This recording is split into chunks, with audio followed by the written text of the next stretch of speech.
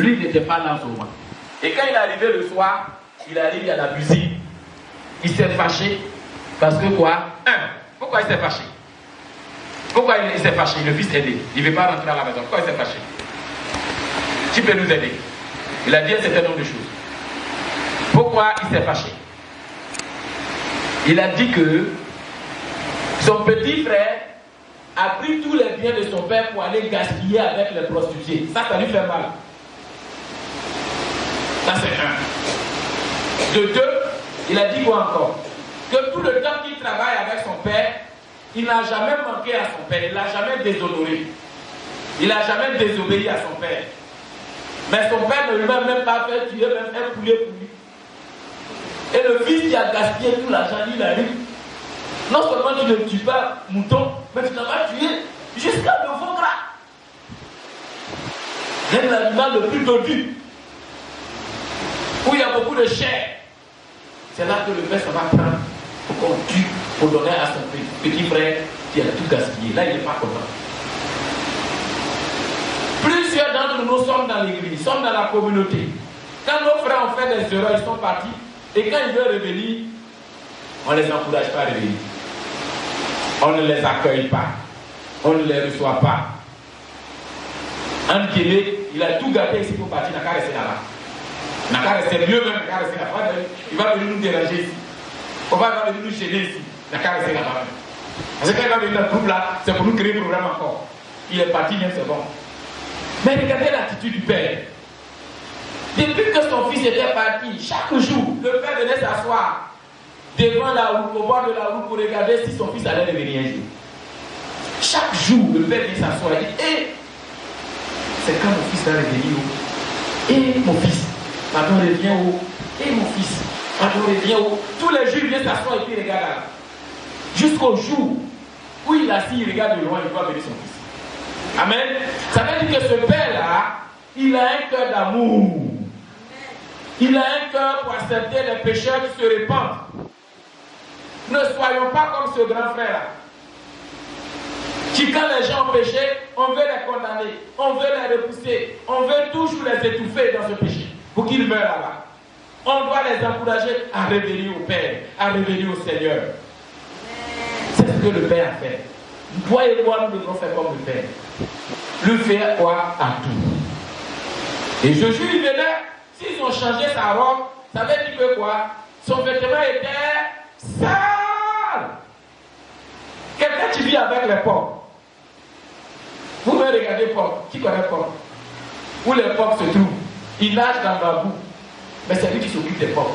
Regardez combien de fois il s'enterre. Mais regardez le Père. Le Père lui a fait quoi? À tout. C'est ce que Dieu nous demande d'avoir, ce cœur qui accueille des pécheurs repentants. Nous devons toujours être là pour les attendre, pour les accueillir et pour s'occuper d'eux. Faire tuer le beau gras, lui porter un anneau, changer sa robe, lui donner des souliers. Tout cela a un sens spirituel. Mais nous ne devons pas être comme ce fils pour dire, mon petit frère, je veux plus qu'il revienne. Il a allé gaspiller, il a fini, qu'il meurt là-bas. Il a pris sa place chez nous. Le Père accepte toujours tous ceux qui reviennent à lui. Tous ceux qui se répandent et qui reviennent à lui. Amen. Il avait eu l'idée de se repentir.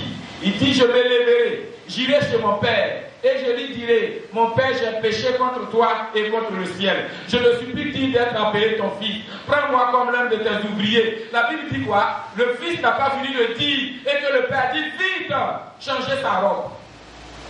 Il suffit que tu commences à te repentir pour que Dieu t'accepte. Dieu n'a pas besoin que tu tues là-bas. Il veut que dès les premiers instants, tu prends conscience que je viens de déconner, je viens de mal faire. Donc rapidement, je retourne à la maison. Rapidement, je retourne au Père. C'est ce que Dieu attend de toi et moi. Et si nous restons longtemps là-bas, ce n'est pas l'affaire de Dieu, c'est pas Dieu. Dieu nous l'attend, il nous accueille. Et lorsqu'il nous accueille, qu'est-ce qu'il fait? Il nous rétablit. Alléluia. Il nous rétablit. Il accueille. Mais le fils là, il avait perdu son titre de fils. Donc Dieu va le rétablir encore en tant que fils. Parce que lui-même il a dit quoi? Je ne suis même plus digne d'être appelé ton fils. Appelle-moi ton enfant, ou bien appelle-moi ton ouvrier. Prends-moi même et viens travailler dans ton champ pour toi.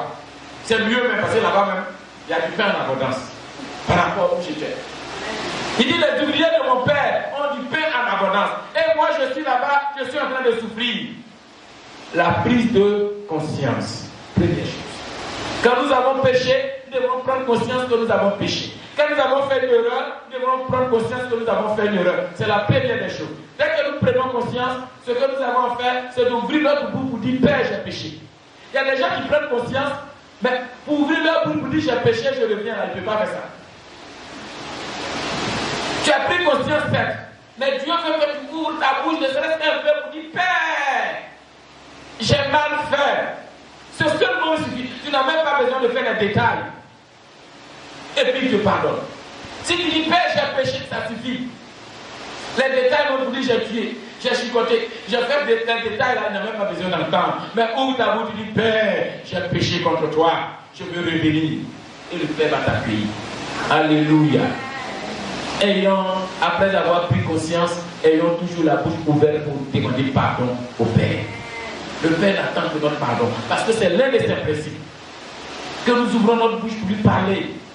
Cela suffit. Une fois que nous avons ouvert notre bouche pour nous parler, le Père nous accueille et nous rétablit dans notre position antérieure. C'est ce que Dieu attend de toi et moi. Alléluia. Ne soyons pas comme ce grand frère. Regardez vers la fin pour finir. À la fin, quand le grand frère a beaucoup parlé, il dit je ne rentre pas là-bas. Parce que toi, papa, ce que tu as fait là, moi je n'aime pas. Le petit frère qui déconne là, tu lui donnes des bonnes choses et puis moi-même tu te donnes rien même. Là, on est à la fin, tu ne m'as rien donné même. Est-ce que c'est vrai? Ce grand frère ne dit pas la vérité. Là, mon enfant, je n'ai jamais péché même. Est-ce que ce grand frère là, il dit la vérité? Il ne dit pas la vérité. Est-ce que quelqu'un peut vivre avec son papa et puis il ne va jamais pécher? Regardez le mensonge. Donc ne soyons pas comme lui qui dit moi je n'ai rien fait. Moi je suis saint. Moi je suis propre. Parce que si nous ne faisons pas ça, regardez, il était fils, mais à la fin, le père l'appelait quoi? Mon enfant. Il a perdu le titre de fils. Si nous nous plaignons, si nous nous lamentons dans la présence de Dieu, on risque de perdre notre titre de fils et de fille. On va devenir quoi? Enfant. Alors qu'alors j'étais enfant et puis on est devenu fille et fils.